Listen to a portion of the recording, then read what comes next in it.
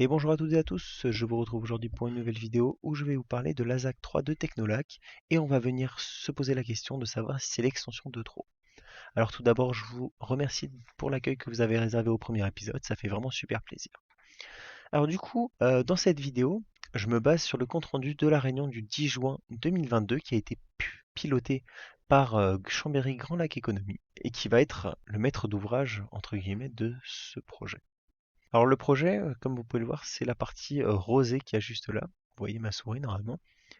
Alors pour vous situer un petit peu, là on a la grande route qui rejoint le Bourget du Lac. On a actuellement le rond-point qui est ici. Le rond-point juste avant, c'est un rond-point qui va être créé. Et puis en haut de l'image, on a l'aéroport et puis on a la grande ligne droite à gauche qui vient d'Aix-les-Bains. Alors du coup, je vais vous présenter dans un premier temps les aménagements. Alors, Technolac, il faut savoir que déjà c'est un projet depuis très très longtemps qui se base sur trois phases. On a la première phase qui a été réalisée il y a très longtemps, qui représente à peu près entre 4 et 5 000 emplois, avec notamment des étudiants aussi, et du coup qui regroupe toute la surface encadrée en bleu. Ensuite, on a la ZAC 2 qui regroupe le bâtiment d'EDF, mais également deux autres bâtiments avec un restaurant. Donc on a à peu près 1500 emplois dans cette zone. Et on a la ZAC 3 que vous voyez ici en rouge, et à terme qui va compter 6300 emplois. Donc vous imaginez que dans la ZAC 3, il y a autant que dans la ZAC 2 et la ZAC 1 réunies. Donc voilà, ça fait vraiment beaucoup d'emplois. Ça va venir doubler le nombre d'emplois dans cette zone, et ça va poser beaucoup de problèmes qu'on va voir tout de suite. Alors juste avant, on va parler d'un aménagement qui se situe quand même en zone humide, il ne faut pas l'oublier, et dans des espaces qui ont un fort intérêt écologique. Alors pour cela, le projet il va apporter une vraie place privilégiée au végétal et à la biodiversité. Donc pour cela, on va voir, vous voyez sur le schéma à droite, qu'on a ici une trame verte qui va rester, donc avec un canal qui va être créé. On a également beaucoup de végétation au niveau des routes, et on a quelques espaces verts ici et là. On a également à droite, donc c'est au niveau de l'aéroport, une nouvelle retenue d'eau qui sera créée pour éviter tout risque d'inondation. Donc ensuite, on va passer au volet le plus intéressant selon moi, ça va être le volet des déplacements. Et oui, parce que comme je vous l'avais dit, 6300 employés en plus dans cette zone, c'est énorme. Ça fait à peu près 14 500 voitures par jour en plus à la fin du projet. Donc on va avoir une saturation des axes de transport, notamment la RD 1201 qui part en direction d'Aix-les-Bains et du Vivier du Lac. Et on va également avoir la RD 1504 qui part en direction de la VRU et de Villarcher. On a ces deux axes qui vont vraiment être les plus touchés avec 14 500 voitures en plus par jour. Bon, alors pour résoudre tous ces problèmes de circulation, il y a des bus qui existent. Et oui, il y a les bus avec la ligne Chrono A qui fonctionne très bien, avec un bus toutes les 6 minutes aux heures de pointe, mais le problème c'est que la vitesse commerciale des bus n'est pas attractive face à la voiture. Et oui, parce que les bus se retrouvent bloqués au même endroit que les voitures. Donc pour cela, on pourrait mettre en place un site propre, et c'est l'idée qui est en projet depuis très longtemps, mais c'est un projet qui n'avance pas. C'est un projet qui n'avance pas et qui n'est pas prévu avant la fin des travaux. Et on peut se demander, mais pourquoi on ne fait pas ça avant les travaux pour tout de suite anticiper plutôt que faire ça après? Bon, voilà, ça fait partie des interrogations qu'on va voir un petit peu dans le bilan.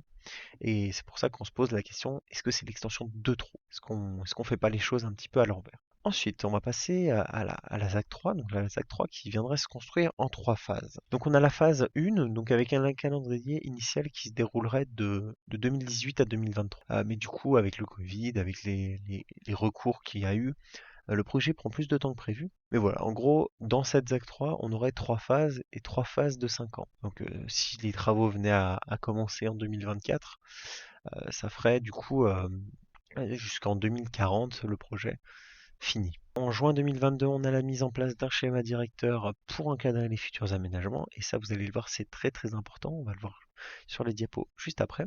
Et le début des travaux n'est pas connu pour le moment. Voilà, c'est en attente. C'est en attente. Alors, du coup, c'est une extension qui a vraiment un lourd impact sur l'environnement, notamment sur la faune et la flore. Vous voyez des images actuellement de la zone où il va y avoir les nouvelles constructions. Donc, on a un petit canal, on a beaucoup d'oiseaux. Alors, on ne voit pas sur les images, hein, mais on a énormément d'oiseaux et de grenouilles dans cette zone. Et oui, parce que c'est des anciens marais. Donc, la raison numéro une de l'extension, c'est parce qu'il va y avoir 34 000 habitants en plus qui sont attendus d'ici 2035 entre la Chautagne et Montmélian.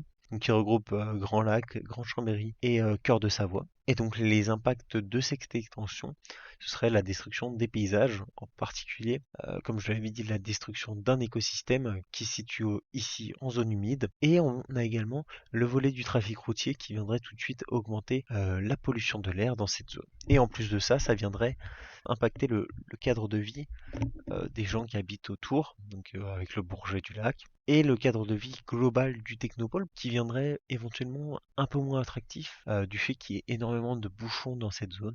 Ensuite, donc comme je vous l'avais dit, le schéma directeur qui vient d'être publié donc il y a un mois, ce schéma directeur il nous permet de concevoir le technopole de demain, il permet vraiment d'encadrer les futurs aménagements. Il a été suggéré de mettre des bâtiments autonomes, de favoriser la domotique pour ici réduire la consommation d'énergie au maximum. Et on a également l'idée de venir créer des économies circulaires au sein de cette nouvelle ZAC, donc avec par exemple la création de jardins partagés. Ensuite, on viendrait dans cette zone apporter un cadre de vie agréable. Donc par exemple, on le retrouve aujourd'hui devant EDF avec un grand parc où c'est vraiment agréable lors de la pause déjeuner de venir s'y installer quand il fait beau bien sûr, mais l'idée serait vraiment de créer des jardins partagés, des cafétérias, plus de cafétérias qu'aujourd'hui, des parcs aussi, mais également apporter beaucoup de services, comme les micro-crèches qui sont vraiment très très importantes dans ce genre de zone, et également des espaces de détente, voilà, pourquoi pas une salle de sport commune pour plusieurs entreprises, mais venir vraiment créer quelque chose d'agréable pour les futurs employés. Vous voyez un petit peu toute la légende voilà, qui regroupe tout Technolac, avec ici le triangle sud qui est également concerné par un futur projet.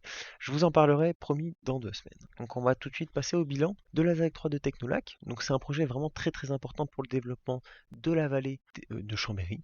C'est vraiment un projet qui va venir apporter énormément d'emplois et également des entreprises qui pourraient être très très intéressantes dans notre vallée. Bon alors forcément c'est un projet important pour le développement, mais il va falloir résoudre les problèmes de trafic dans ce secteur pour vraiment que ce technopôle soit attractif. Donc selon moi, il faudrait résoudre tous ces problèmes de trafic dans ce secteur avant le début des travaux et non le faire à la fin.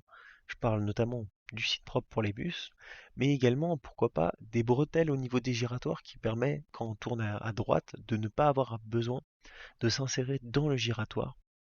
Ensuite, on aurait la question des entrées et sorties de parking qu'il faudrait éventuellement fluidifier. On aurait aussi la mise en place d'un itinéraire sécurisé pour les vélos depuis la voie verte par la route du Tremblay. Donc vous voyez, c'est le petit tracé jaune qui est ici. Donc, voilà, venir créer un nouveau débranchement de la voie verte sans avoir besoin d'aller jusqu'au niveau de la fac de Technolac.